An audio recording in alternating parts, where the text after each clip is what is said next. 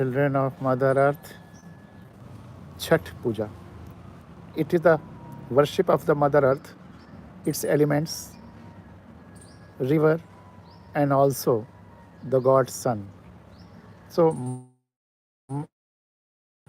sun and earth, these two are the living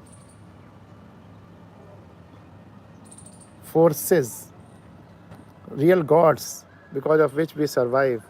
Our life is there. And Chhat Puja is worshipping of Mother Earth and the god Sun, the source of all energy, Sun. It is being celebrated through thousands and thousands of years, are the symbol of products from the earth, natural products. And standing in the river, you worship sun, offer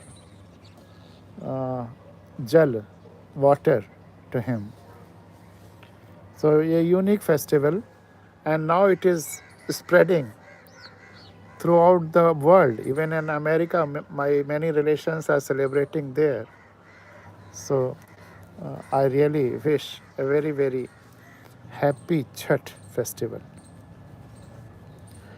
Krishna Kanhaiya Verma is observing, seeing, and he is saying good morning to all the viewers of the world.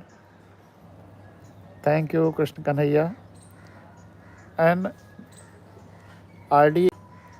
Tiwari ji, who has been Indian Forest Service officer of 1977 batch and of Jammu and Kashmir cadre, very, very sensitive person, and therefore he really felt Kashmir during turbulent years. He was there, posted there, working there. He has written following lines on Bhav Ganga episodes of English. Respected Girish ji, not finding words as to how to express myself on such a lengthy and educative coverage on my feelings. I have narrated and I have discussed on his feelings. I am okay, you are okay, and all that. But Bhavganga is like that only. Today's Bhavganga was absorbing, as absorbing. Today's Bhavganga was as absorbing. Going to listen again, and then going to listen again. He often listens the Bhavganga programs twice, thrice, and really enjoy. And then going to listen again, and then shall express my emotions by the evening. He has not written my comments, my emotions. He pour his emotions in the comments, and of course that passes on to all the viewers of the world. Today I will try to discuss three things, if the time permits: balance, hand pump, theory of hand pump, weight, and at lok katha, which is everywhere in the world, folk tale.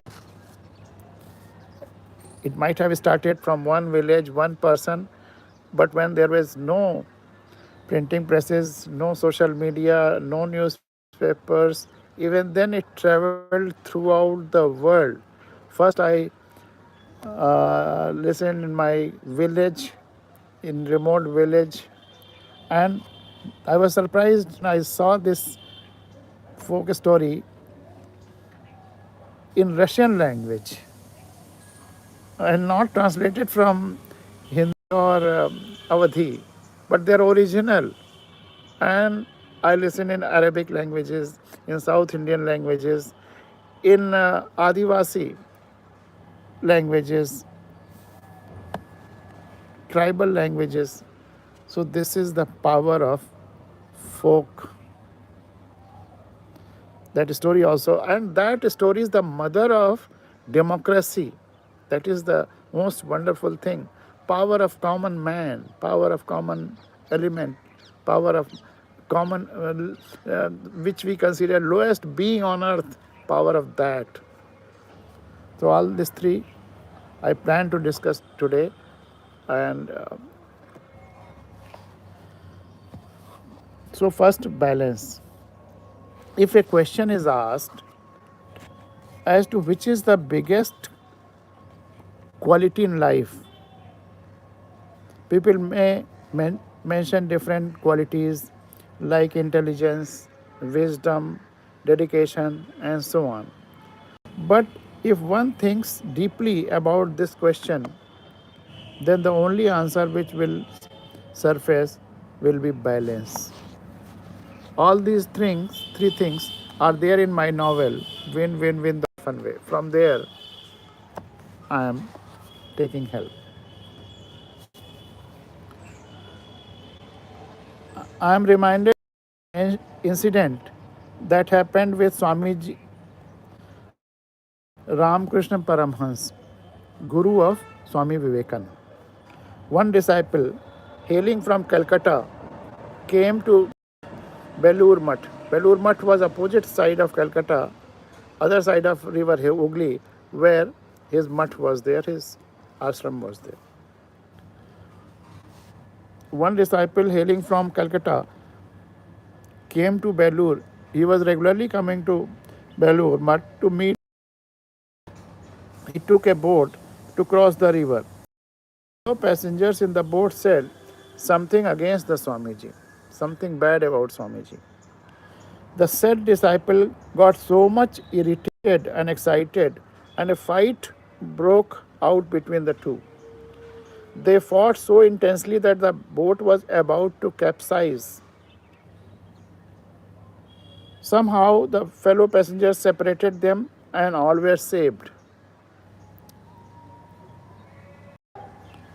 When this incident came to the knowledge of Swamiji, he called the disciple and asked him not to lose his temper and not to lose his temper. Even if somebody is criticizing the master, he should ignore it. Some people even criticize God also. So, how does it matter? Arun Chaube ji, Gyanendra Singh ji, Vijay Mishra ji, all are watching and all are saying namaste to all the viewers. In another incident, another disciple of Swamiji was sitting in a meeting and there somebody criticized the master. He was sitting in a meeting and somebody criticized the master. The disciple kept silent and did not utter a single word. When Swamiji came to know about this, he called the disciple and told that he should not have kept silent and he should have told the truth. Today is the fourth edition of Bhav Ganga, and in English, that is We the Beings on Earth. Slowly and slowly, the Hindi edition of Bhav Ganga, we have completed 239 episodes, and now tomorrow will be 240th episode. So step by step, slowly and slowly, things are growing, things are spreading in a natural way, like a tree. My one haiku poem is that grow like a tree, not smoke. Don't grow like a smoke, but grow like a tree. So in that way, in natural way, purely natural way, Bhav Ganga is growing. When Swamiji came to know about this, he called the disciple and told that he should not have kept silent and should have told the truth. Not reacting to the criticism of the master at that time was improper. Not reciting or correcting the others to the criticism of master at that time was improper. Another disciple who was sitting with Swamiji on both the occasions asked Swamiji why to one disciple he told him to remain quiet and not to react to the criticism of the master, and to other disciple he told him not to remain silent but to react to the criticism against the master. He advised first not to react and second to react. Swamiji highlighted very important point. Swamiji a very important point. He said, I was not teaching them about reaction or not reaction. I was not teaching them about reaction or not reaction. I was teaching them about balance. I was teaching them about balance. The first disciple was overreacting, and therefore I told him to remain calm to balance his conversation. Whereas the second disciple was totally non reactive, and therefore I was balancing him to become reactive when necessary. Therefore, I asked him to tell the truth when criticism against his master is uttered. The teacher or the master, the teacher or the master has to teach the students according to the needs of the students. That is most important thing. The teacher or the master has to teach the students according to the needs of the students and disciples, and they have to balance their personalities so that their personalities are balanced. As we are aware,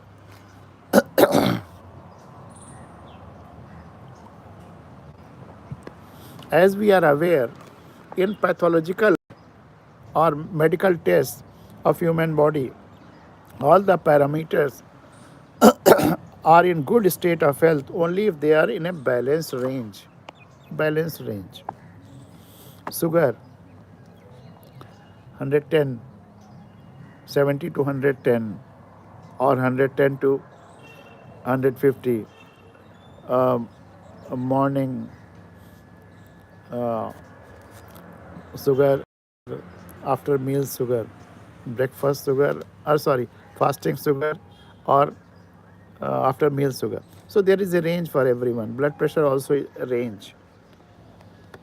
If they are below that range or above that range, both indicate sickness. So parameters are indicative of health only if they are balanced. So parameters are indicative of health only if they are balanced, and this is true for every aspect of life.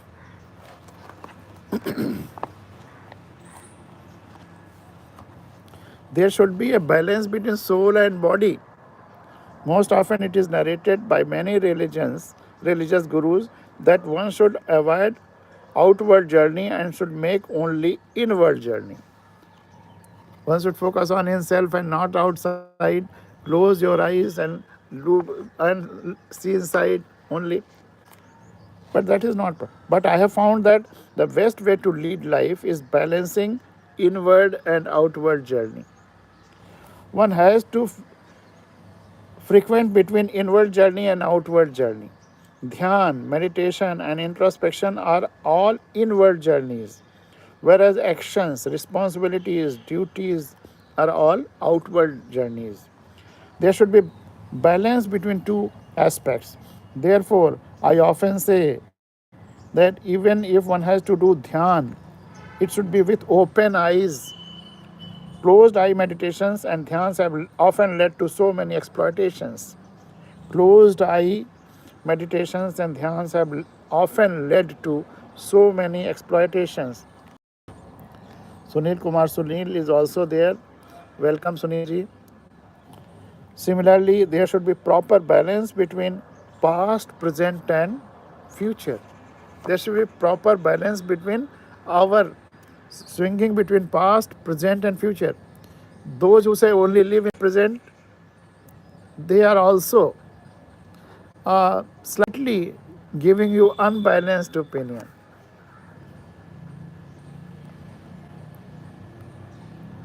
As far as action is concerned, that is possible only in present. That is true. But as far as your mind and thinking is concerned, there should be proper balance between past, present, and future. You have to learn from the what you eat, what are dangerous things. All you have learned in the past and acting according to that. So that past is important. Your all knowledge, your all experience, your all growth, that is the thing of the past. You are using your body which has developed in the past. So how you can say that ignore the past? And similarly future. If you don't have hope, how can you live life? Your life is pleasurable because of your hopes. Your future is visions. All you are present, all whatever you are doing in present with the hope of future. Not only future of yourself, of Mother Earth, of the entire humanity, of the entire nature. Bhav is here. We are enjoying present, but that is for the benefit of future generations and betterment of the Mother Earth which will come in future. So there should be proper balance between past, present, and future in mind. In action, only present. That is true. So that differentiation has to be taught. If one says that only live in present, that is not. But living means action and thinking both. So there should be clear-cut demarcating lines.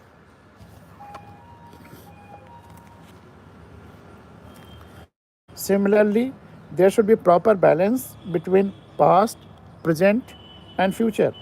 It is true that only present moment is available for doing anything. But the thinking, awareness, and planning level, there should be proper balance of past, present, and future. Those who say one should only concentrate on present at awareness level may be correct to an extent when the person concerned has very sad past and he should forget that to start a new beginning. If a person is depressed because of sad incidences in the past, then of course he has to brought out from that sad experiences and past. Then he can be advised that think in about present and future. But if a normal person is there, he has to be he has to make a balance between past, present, and future.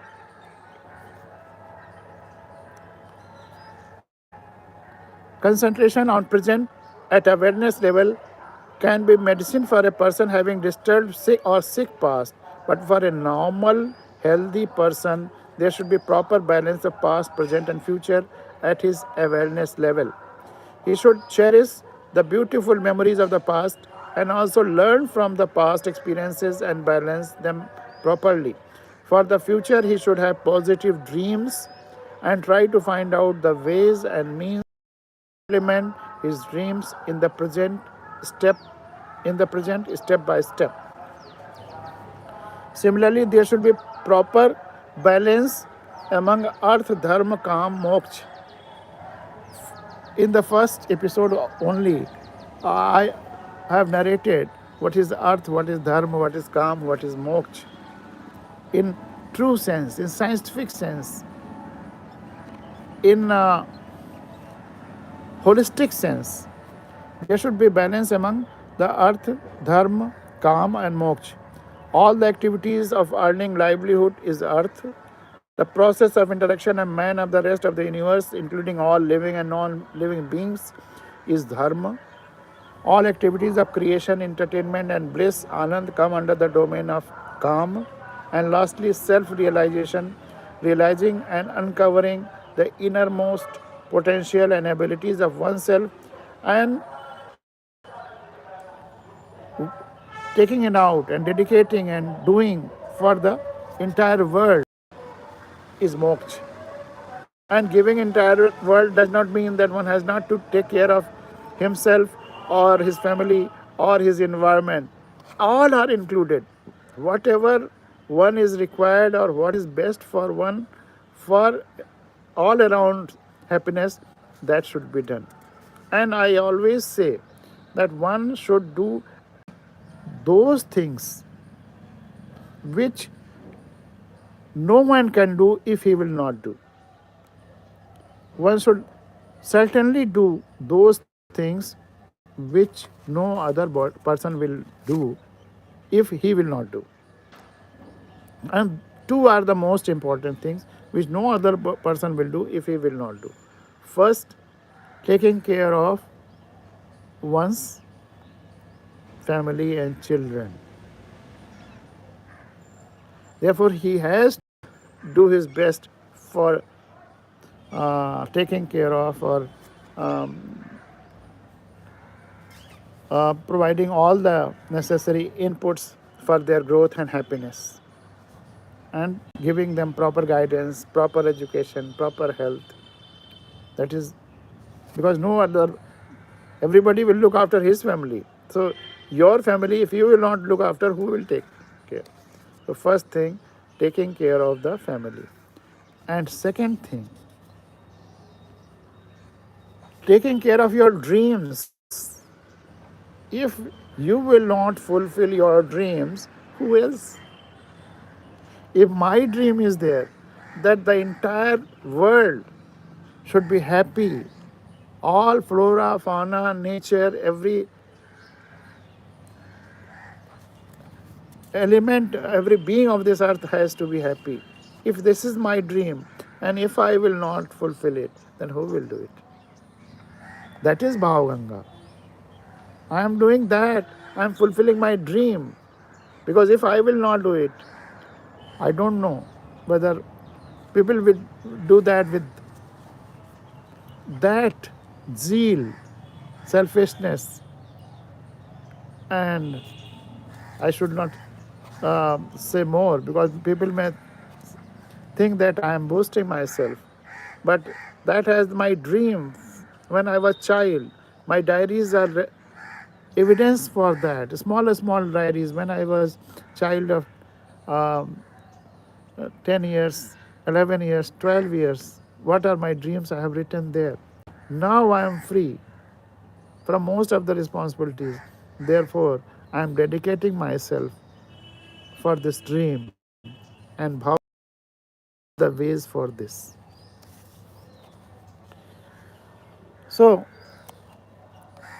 calm, and lastly, realization and uncovering the innermost potential and abilities of oneself and giving into the world is moksha. Proper balance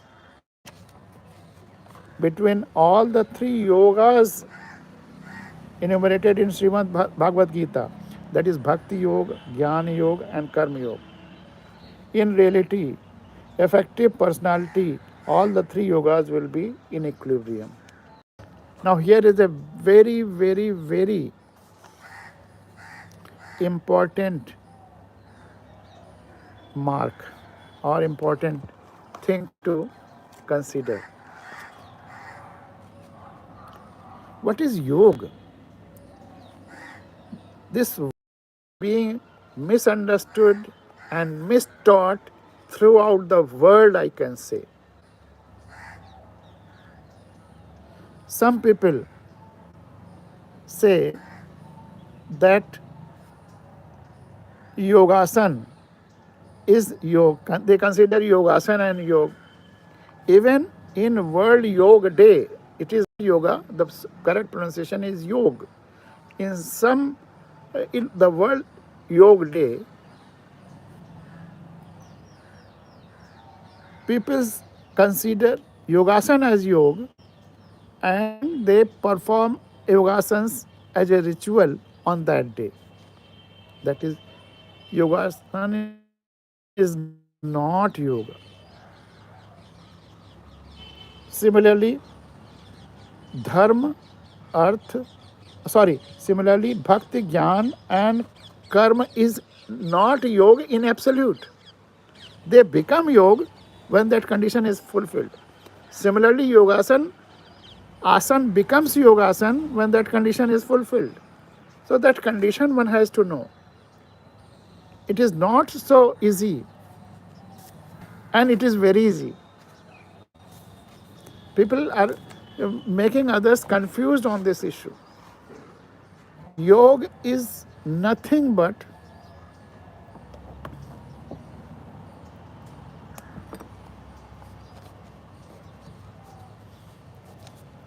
simply addition.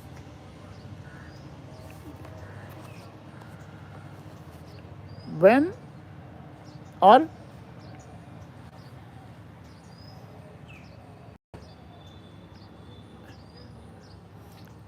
getting connected.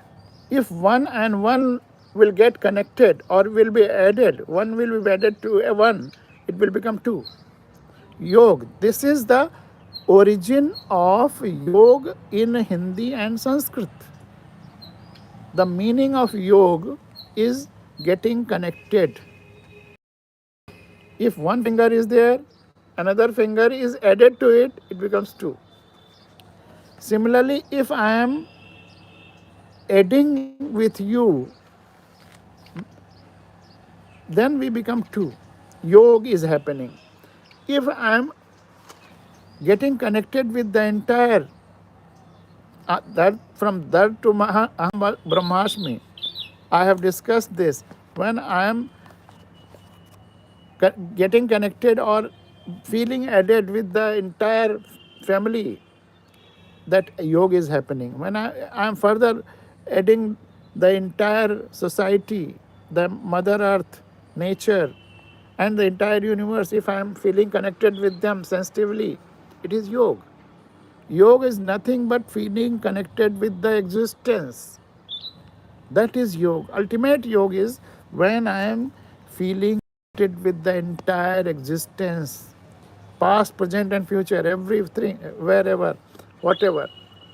So if that I am feeling connected with that feeling of holistic thinking and connectedness, holistic sensitivity, if I am doing yogasana, if I am doing asanas, exercises, asanas are nothing but physical exercises for the body. If I am doing that for the ultimate connectivity with the entire existence and for the benefit of existence, and of course my benefit will be first, then that becomes yogasana. Otherwise it is simply exercise, simply asana. Similarly, this gyan, that is knowledge, karm, that is work, and bhakti, that is worship. These three are three different things, but if they are performed with the connectivity with the universe, it becomes yoga. When gyan is done with the connectivity with the universe, if no knowledge is barred, we try to understand the entire nature, entire universe, entire existence, then it becomes jnana yoga. If we taking actions, or we are working, or we are conducting our behavior for the benefit of entire universe, it becomes karma yoga. And if we are doing the worship of the holistic existence, holistic worship, nothing is barred, not sectarian worship, then it becomes bhakti yoga. Nothing else. So people are misunderstanding yoga in a very, very pathetic way. That is all I can say. There should be balance between ahimsa, non-violence, and hinsa, violence.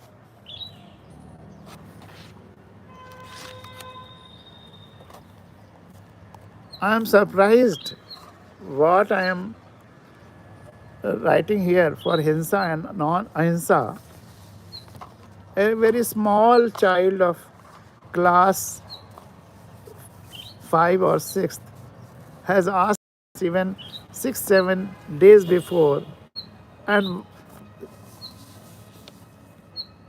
she was not getting the answers. in scriptures or from anywhere, and I narrated all these things, she becomes 100% satisfied. Yes, this is the answer. There should be balance between ahimsa, non-violence, and hinsa, violence. In one's mind, there should always be non-violence. In one's mind, there should non-violence. But for living on this earth, some violence is inevitable. But for living on this earth, some violence is inevitable. One cannot avoid that. So there should be proper balance between the two. But the only guiding principle is that the violence has to be kept at bare minimum level. The violence has to be kept at the bare minimum level, which is inevitable for one's survival. It should not be for pleasure. It should not and never be for pleasure. We cannot derive pleasure by giving pain to other beings. We cannot or we should not derive pleasure by giving pain to other living beings. Even those whom we consider as the models of violence or hinsa,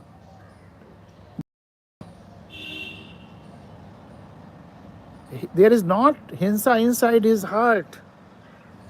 When he feels hunger, that is for his survival, he kills one animal, be it deer or whatever. And first he roars, he make loud noises so that they all are they all run away. And then he runs behind them. And the last one, who is really sick or very weak and going to die sooner or later,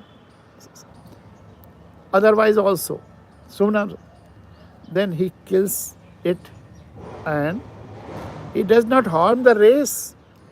On the other hand, he is enhancing the some way.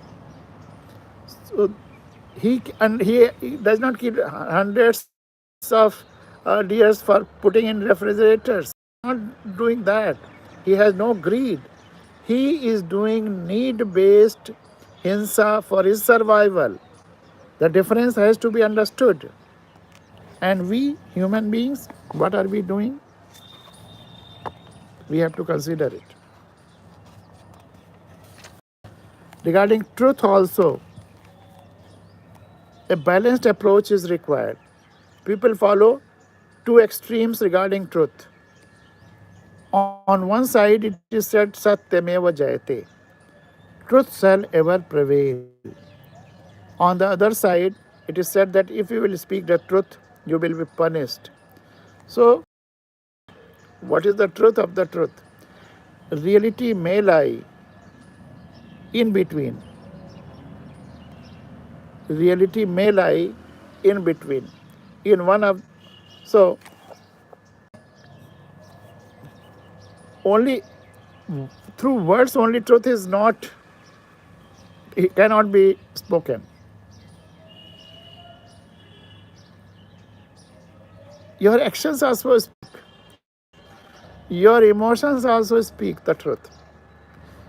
The great philosopher Lao Tse once said,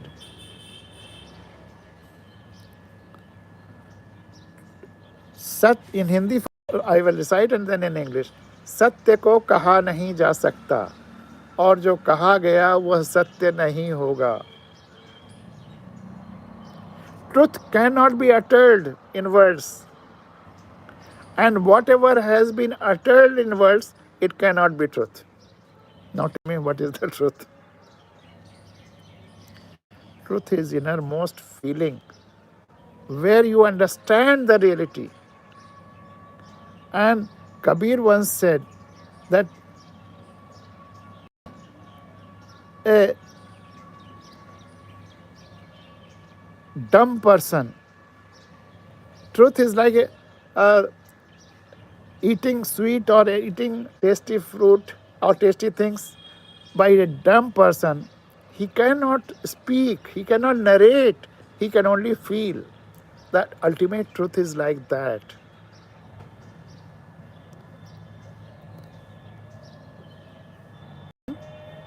There have been so many examples have been given. Suppose you are sitting somewhere in a jungle or any place where so many trees are there, bushes are there. Some shikari, some hunter is there, and one deer or uh, any animal,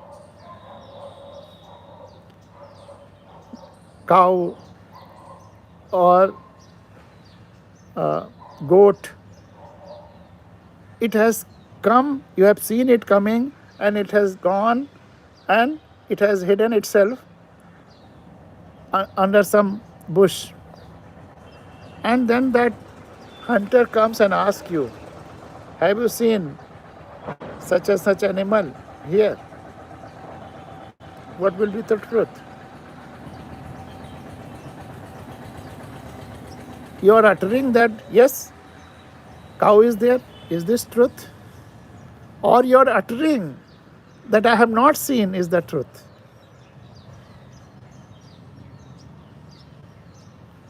So, the truth should be in your heart. Your words may be as per the perception of the person who is asking. You have not to enrich him for disturbing the other animals. Truth will prevail, but what is truth? First, you know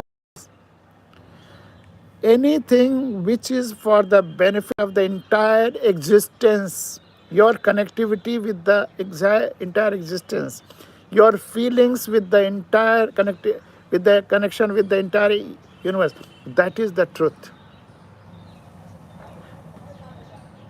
So you have to save the Mother Earth. That is the truth. And for that, your words may be sometimes different for those who are destroying it. That thing, thin shade, has to understand, has to be understood.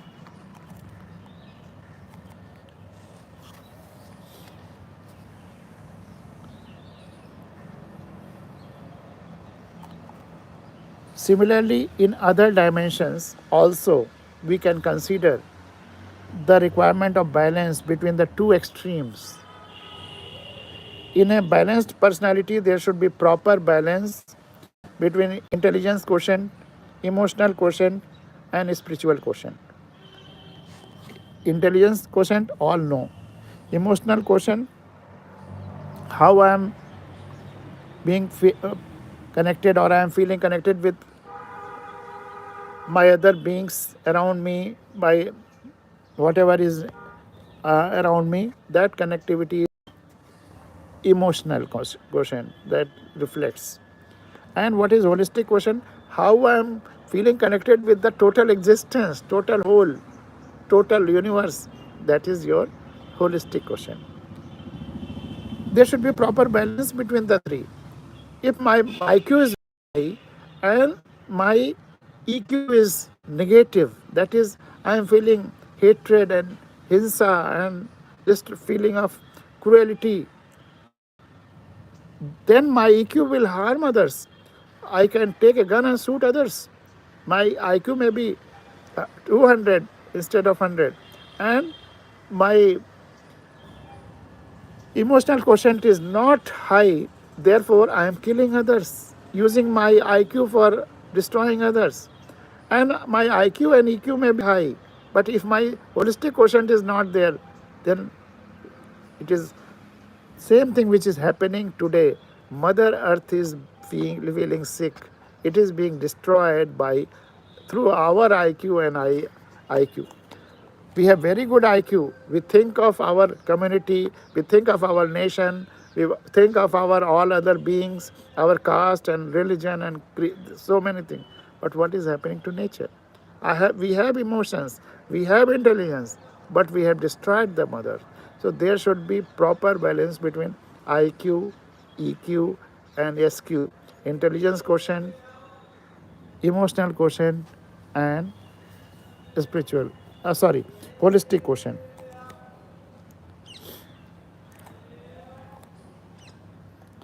Earlier I was calling it spiritual quotient, but people confuse religion and spirituality. Therefore, I have started saying holistic quotient. How we feel connected with the totality, total intelligence, sorry, total cosmos, total existence, total universe. When I was writing the novel, I was using the term spirituality for this, but now I have started using holistic instead of that. Having the so there should be proper balance between intelligence quotient, emotional quotient, and holistic quotient. Using one's brain and capacities fully is intelligence. Having the quality of proper association with the surrounding people and other living beings, emotional quotient, and capacity to feel connected with the and sensitivity with the entire universe requires holistic quotient. There should be proper balance between holistic quotient and worldly practical knowledge. In fact, spirituality and life are not two different things. Spirituality means being feeling connected with entire universe. Consider this term in that sense only. In fact, spirituality and life are not two different concepts but two sides of the same coin. I would like to quote one of my points: life and spirituality. Being infinite and behaving with the feeling as if being finite is life. Being infinite. We are all infinite being. We are all, this entire universe is living, vibrant person, and we are all person or entity, whatever you call, and we are all its living, vibrant body parts. So we are all infinite. This hand, if it is body part of this person Girish, then it is Girish. So although this is finite hand, but being infinite, and if it is considering the connectivity with the entire body and is performing, then and behaving that it is a hand, so behaving the feeling as if it is infinite. So being infinite and behaving with the feeling as if it is finite is life. It is Girish, but behaving as a hand makes it as it is a living a life, and the other way around. And being finite, if you look, apparently it is finite. So being finite and behaving with the feeling as if it is connected with the entire body, or in your term it is connected with the entire universe, then if you are behaving like that, you are, it is spirituality. You are behaving as if spiritual. So if you are feeling that you are infinite and behaving as if you are finite in your body, it is you are leading a simple living life.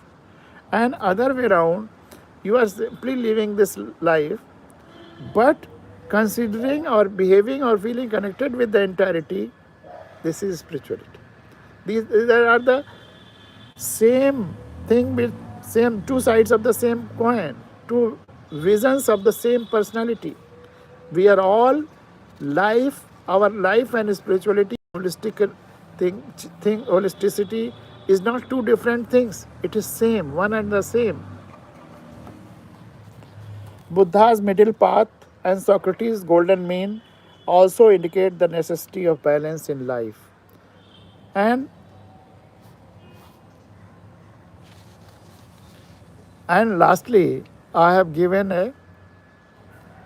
a satirical remark on my this talk on balance. Am I emphasizing too much on balance? Am I emphasizing too much on balance?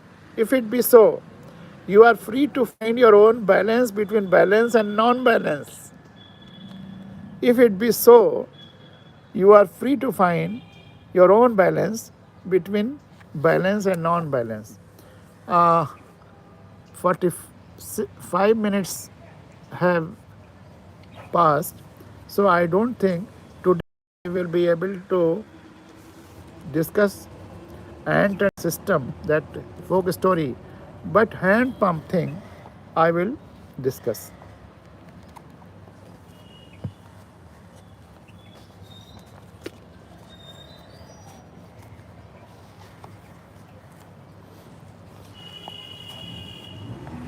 I always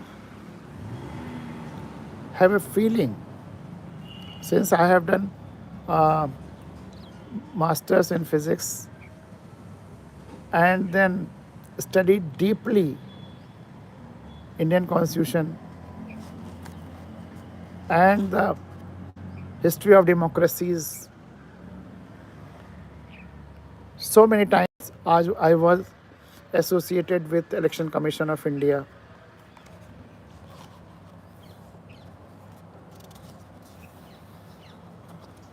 So I am very sure that now time is going to come when good persons will come out victorious from our election systems. The democracies have to mature, evolve, and the good persons have to come out victorious from the system. And I have derived similarity between two phenomena, democracy and hand pump. In hand pump, after installing the hand pump by doing boring and all that, the water is coming out from underground. And when a nation is made democratic by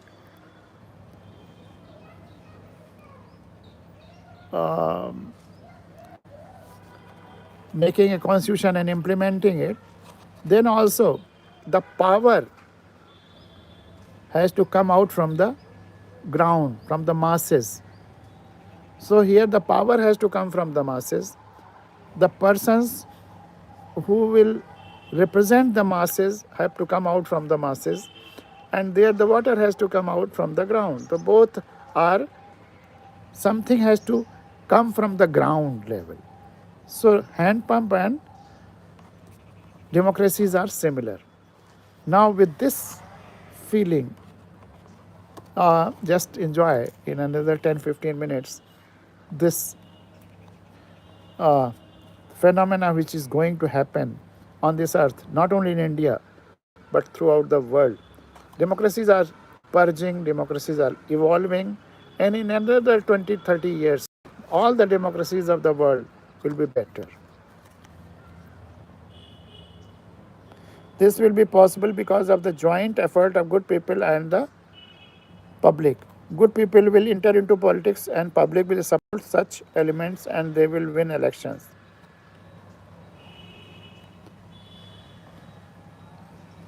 The most of the transformations and revolutions take place when the time is ripe for them. That is another thing. When the time is ripe, it has to come. When all the ingredients are ready, it has to happen. For example, India got independence in 1947. But the time was ripe for the independence, and not only for India, but almost all the countries of the world got independence within 10-15 years during that period. 100 140 countries became independent. Similarly, the time is ripe now for the maturity of the democracy. Because in most of the countries, democracy started around in 1950s, and they are going to be 70-75 years old. So the two phenomena, installing democracy and in the country and the installation of hand pump in the ground, is similar phenomena, as I told. When a hand pump is installed and put into operation, then first of all you have to pour clean water from the top of the hand pump and pump it regularly for some time. After a lot of continuous pumping, water starts coming from the underground level. Initially, the water is muddy, dirt, filthy, and undrinkable.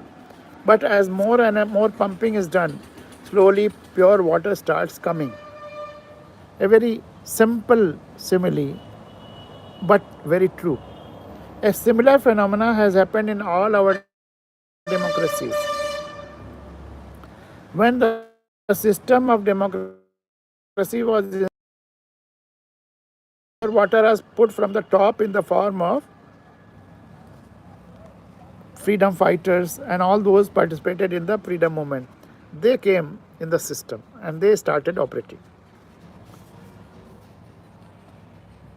After more and more pumping, that is, after more and more elections, persons from the grassroots started coming. And this process was started around mid 70s because when we became independent and those people who are associated with freedom fighters, they came into all places of democratic positions.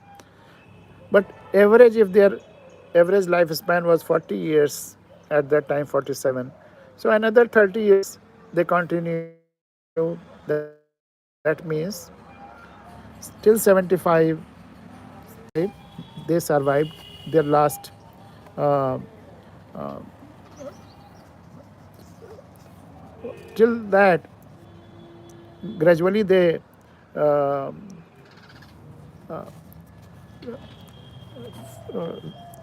finished slowly and slowly. They are coming, and till 75, some of them were there. After that, totally new water from the new persons from the ground level, from the masses level, have come. This process was started around mid 70s, but initially it was not the pure water or the good persons, but only dirty water, sandy water, muddy water. That is bad persons, mafia, greedy persons, insensitive persons, moneyed persons, criminals started coming out victorious from the election process. The situation of getting dirty water is still going on, but the proportion of mud and sand is decreasing as the time is advancing, and also with every election. But after few more pumping, that is after one or two elections, ultimately good, sensitive, and responsible persons will start coming out victorious from the system. As in hand pump, it takes 6 to 10 hours before one starts getting pure water. In the process of installing democracy, certainly it takes 80, 70, 80, 90 years before it becomes mature and good persons. And sometimes it even takes more. In the US, sometimes people elect bad presidents. That is because democracy there is also in uh, evolution stage. It has not evolved fully.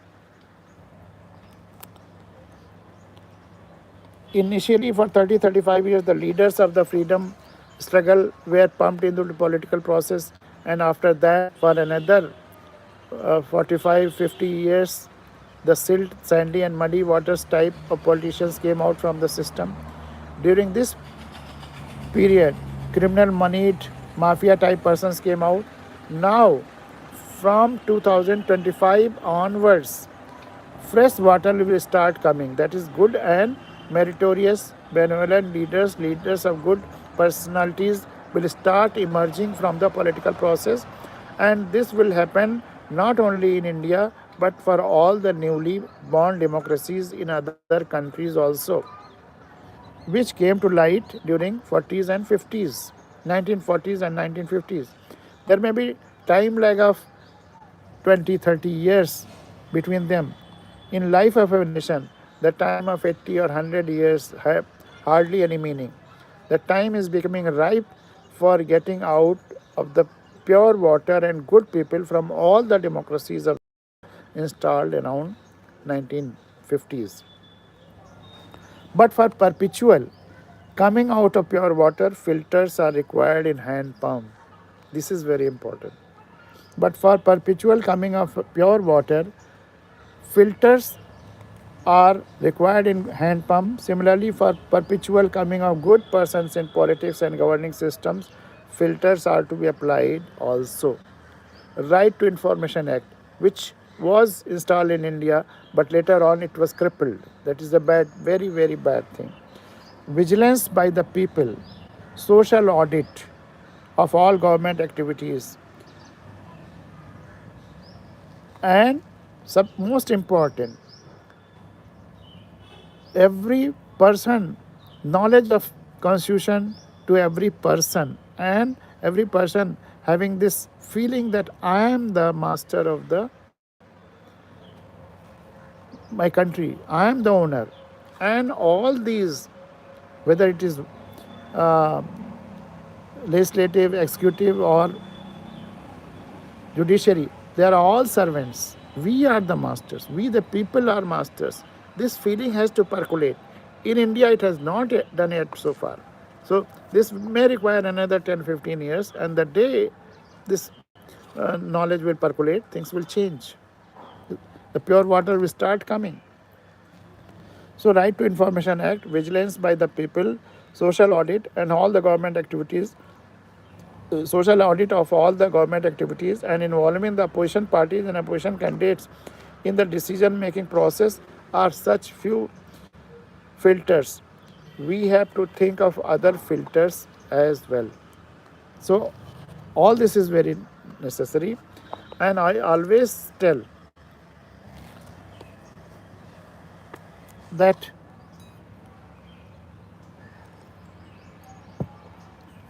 one, if we appoint one Lokpal, for which in India there was so much uh, agitation by Anna Hazare and all these at that time, all those who are in power today, they fought for Lokpal, and when they came in power, they forgot Lokpal. They have not done anything. All was a game for power grabbing, and they don't want the public to be empowered. They always try to force the people to remain in the same shape in which they are today. They don't want them to be empowered. And I always say that any democracy will be happy and thrive and public oriented if all the persons of that country or democracy keep their eyes and mind open. They become Lokpal. Lokpal, a person whose eyes are open. In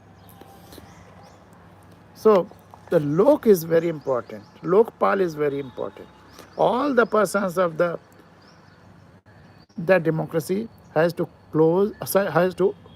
keep their eyes and mind open. That means in context of India, not one Lokpal, but 136 crore people have to become Lokpal.